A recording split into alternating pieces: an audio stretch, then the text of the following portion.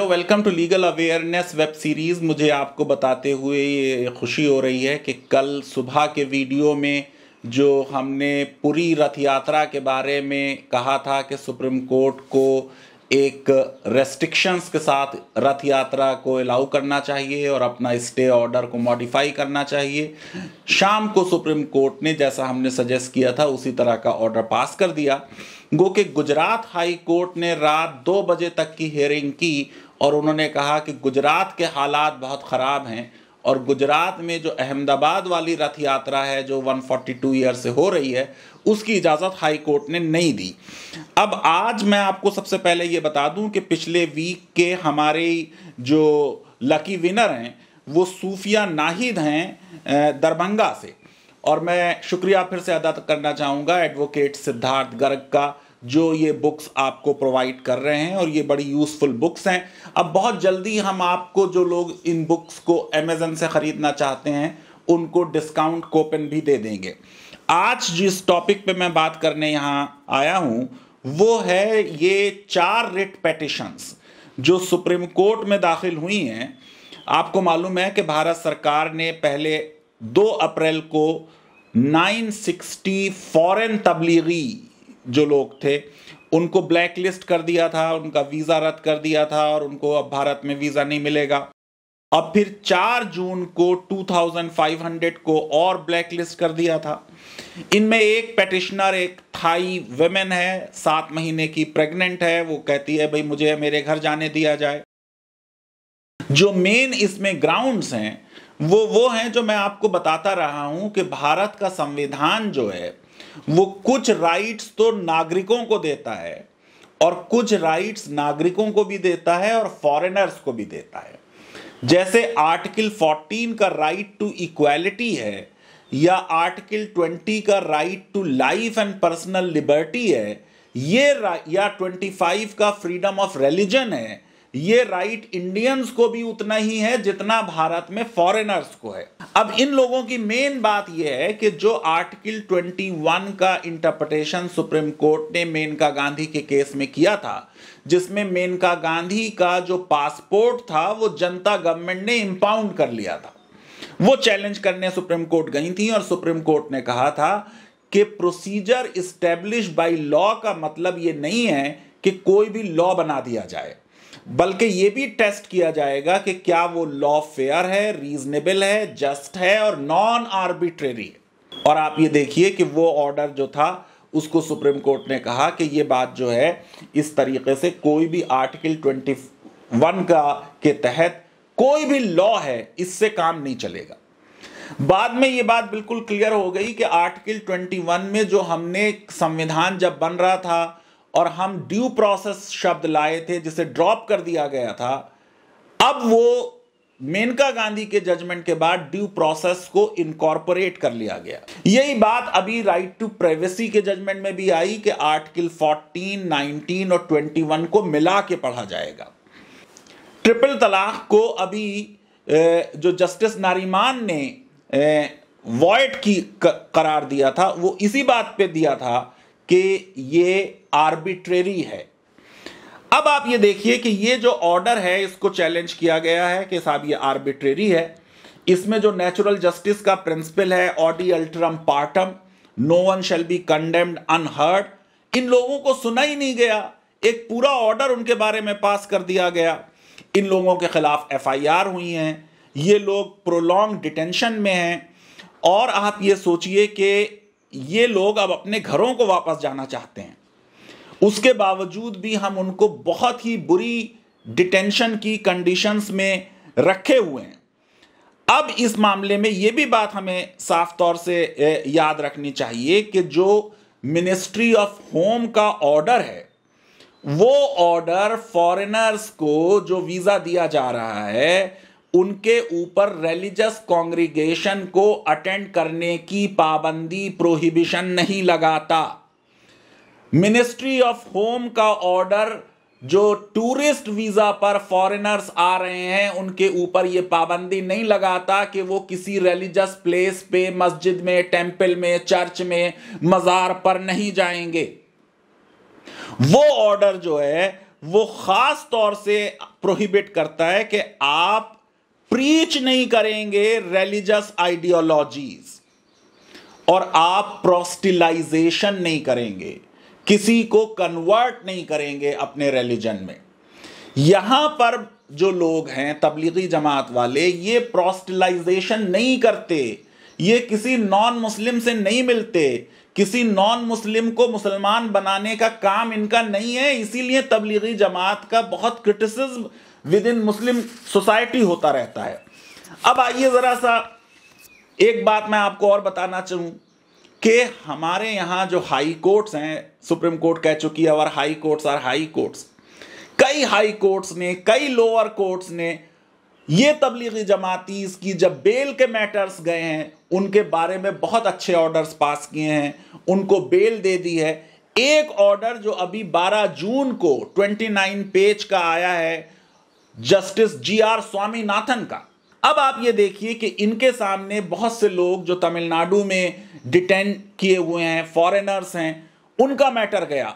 29 page का order दिया। मैं समझता हूं कि तबलीगी जमातियों के सिलसिले में सबसे अच्छा ऑर्डर जस्टिस स्वामीनाथन ने लिखा है। क्या कहा है उन्होंने? सबसे पहले कि पहले अनडिस्प्यूटेड फैक्ट्स देख लें। सेंट्रल गवर्नमेंट भी ये बात मान रही है, पब्लिक प्रोसिक्यूटर भी ये बात मान रहा है, फैक्ट से भी ये बात जाहिर है। क्या है अनडिस्प्यूटेड फैक्ट्स? कि ये जो फॉरेनर्स आए थे ये टूरिस्ट वीजा पर आए थे। और फिर मैं ये जुमला पढ़ना चाहूंगा जजमेंट का, it is not the case of the prosecution that they indulge in proselytising activities. यानी जो चीज MHA के ऑर्डर में प्रोहिबिटेड है कि धर्म परिवर्तन नहीं कराया जाएगा, यह बिल्कुल साफ अनडिस्प्यूटेड फैक्ट मान लिया गया कि ये लोग जो तमिलनाडु में आए थे, और मैं आपको बता रहा हूं पूरे इंडिया में जो तबलीगी जमाती आए हैं वो कोई धर्म परिवर्तन नहीं कराते। ये भी इसमें अनडिस्प्यूटेड फैक्ट लिख दिया कि जो तबलीगी जमाती लोगों ने काम किए वो प्रिजुडिशियल नहीं है टू पब्लिक ट्रैंक्विलिटी। उन्होंने ये भी कह दिया कि ये लोग जो हैं ये 5 और 9 अप्रैल से जेल में हैं। 2 महीने से ज्यादा समय गुजर गया। आपको मालूम है कि हमारे यहां कुछ ऑफेंसेस के लिए 60 दिन के अंदर अंदर पुलिस रिपोर्ट फाइल होनी है। अगर पुलिस रिपोर्ट फाइल नहीं होती तो बेल जो है वो राइट बन जाता है।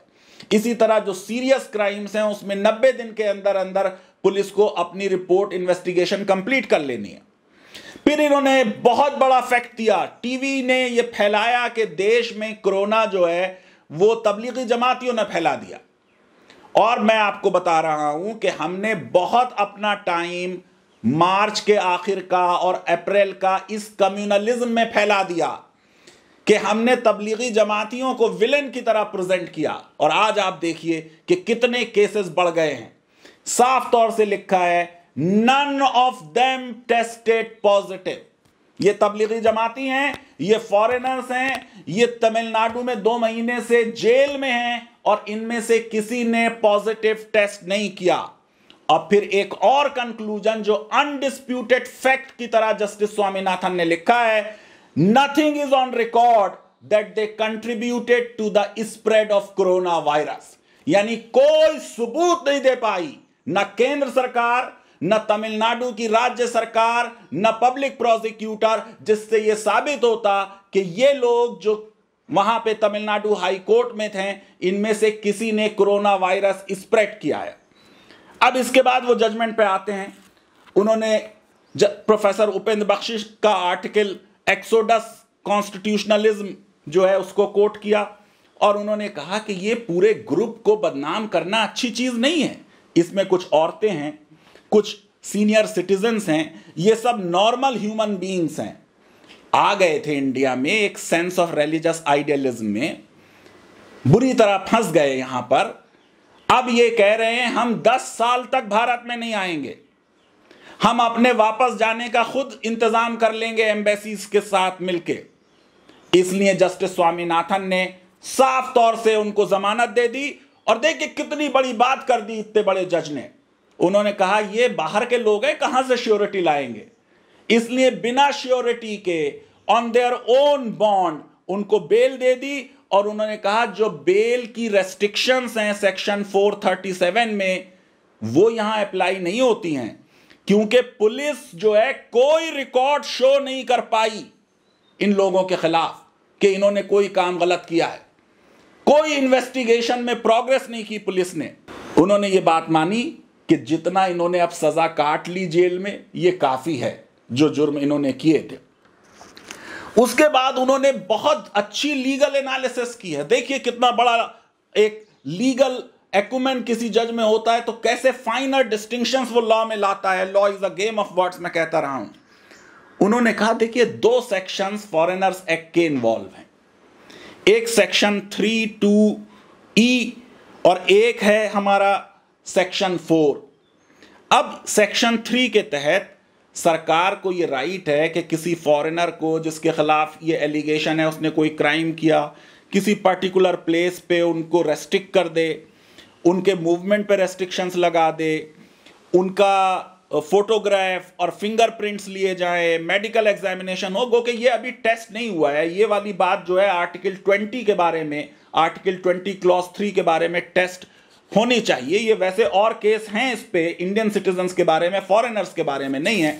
फिर जस्टिस स्वामीनाथन ने सेक्शन 42 फॉरेनर एक्ट का कोट किया और ये कहा कि जो भी फॉरेनर पैरोल पे है, बेल जिसे मिली हुई है, उसके बारे में भी लॉ और सरकार जो है वो तय करेगी कि कहां वो रिजाइड करेगा, जो प्लेस उसके लिए आइडेंटिफाई किया जाएगा उसके बारे में। फिर जस्टिस स्वामीनाथन के इस जजमेंट में जैसे कहते हैं कि law is a game of words, उन्होंने कंट्रास्ट किया सेक्शन 32E और सेक्शन 42 और उन्होंने ये कहा कि देखिए कुछ लोग ऐसे हैं जिन्हें अरेस्ट और डिटेंशन में रखा जाएगा, कुछ लोग ऐसे हैं जिन्हें रेजिडेंस में रखा जाएगा। और बहुत बड़ी बात कह दी, पिछले 2-3 साल में जो आसाम के डिटेंशन सेंटर की बुरी हालत है उसके सिलसिले में भी देखिए एक बात बिना मेंशन किए कह दी कि डिटेंशन सेंटर में भी ह्यूमेन कंडीशंस होनी चाहिए। Basic human rights detention centre में जो हैं उनको भी अवेलेबल है। कोट कर दिया उन्होंने इंटरनेशनल ह्यूमैनिटेरियन लॉ।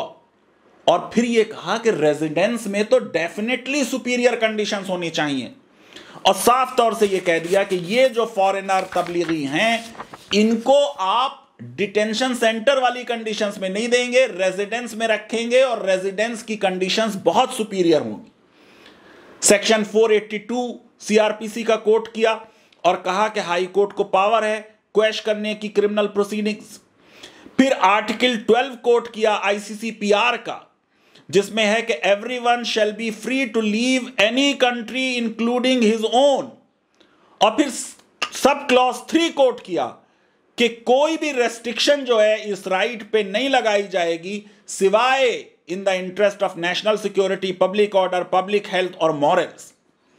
और फिर यह कोट किया sub clause 4 of article 12 of ICCPR कि कोई आर्बिट्रेरी डेप्रिवेशन ऑफ राइट नहीं होगा to deny somebody's entry in his own country. Section 377 का जो केस है नवतेज सिंह जौहर, उसे कोट किया, जिसमें सुप्रीम कोर्ट मान चुकी है कि यूडीएचआर और आईसीसीपीआर जो है ये रेलिवेंट हैं। इंडिया सिग्नेटरी है आईसीसीपीआर को और उन्होंने कहा कि अथॉरिटीज जो हैं किसी भी फॉरेनर को आर्बिट्रली उसका रिटर्न टू हिज होम जो है वो डिनाई नहीं कर सकती।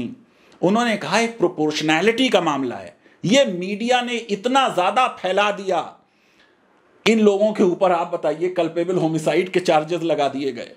फिर उन्होंने खास तौर से गवर्नमेंट ऑफ इंडिया का ऑर्डर कोट किया 1996 10 अप्रैल का ऑर्डर है, जिसमें स्टेट गवर्नमेंट्स को यह कहा गया कि आप नजर रखें जो फॉरेनर्स आ रहे हैं, अगर वो कोई रिलीजियस वर्क में इन्वॉल्व हो रहे हैं, तबलीग में इन्वॉल्व हो रहे हैं, तो उनको डिपोर्ट किया जाए। मैं ये समझता हूं कि ये केस जो अब सुप्रीम कोर्ट में है, इसमें सुप्रीम कोर्ट को इन फॉरेनर्स को अपने देश वापस लौटने की परमिशन दी जानी चाहिए। जो इनके खिलाफ प्रोसीडिंग्स हैं उनको अब खत्म किया जाए। जितना ये सफर कर चुके ऑलरेडी प्रिजन और प्रिजन से भी बुरी कंडीशंस में रह के 2.5 महीने तक, वो सफिशिएंट पनिशमेंट है। जस्टिस स्वामीनाथन ने जैसे कहा कि डॉक्ट्रिन ऑफ प्रोपोर्शनैलिटी माइंड में रखना चाहिए। हमने अपना बहुत समय तबलीगी जमात को टारगेट करने में, सिचुएशन को कम्युनलाइज करने में, जो समय हमें कोरोना वायरस से लड़ने के लिए इस्तेमाल करना चाहिए था, वो समय मीडिया ने बर्बाद किया और उसमें बहुत से नेता लोग भी इन्वॉल्व हैं। उनके भी ट्वीट्स आप देखेंगे तो वो ट्वीट जो है वो बहुत कम्युनल ट्वीट हैं, उससे देश का कोई फायदा नहीं हुआ। हमारे इन 35 देशों के ये लोग हैं 3500, उनसे हमारे फ्रेंडली रिलेशंस हैं, हमारे उनसे ट्रेड रिलेशंस हैं। मैं ये समझता हूं कि हमको ये भी समझना चाहिए कि तबलीगी जमात के लोग जो है वो कोई धर्म परिवर्तन नहीं कराते। फिर सबसे बड़ी बात तो ये है कि ये सारे लोग जो हैं ये जब आ रहे हैं, बंगले वाली मस्जिद अपना एड्रेस दे रहे हैं, सरकार को ये मालूम है कि ये तबलीग के लिए आ रहे हैं, तो मेन गलती सरकार ने इनको क्यों आने दिया?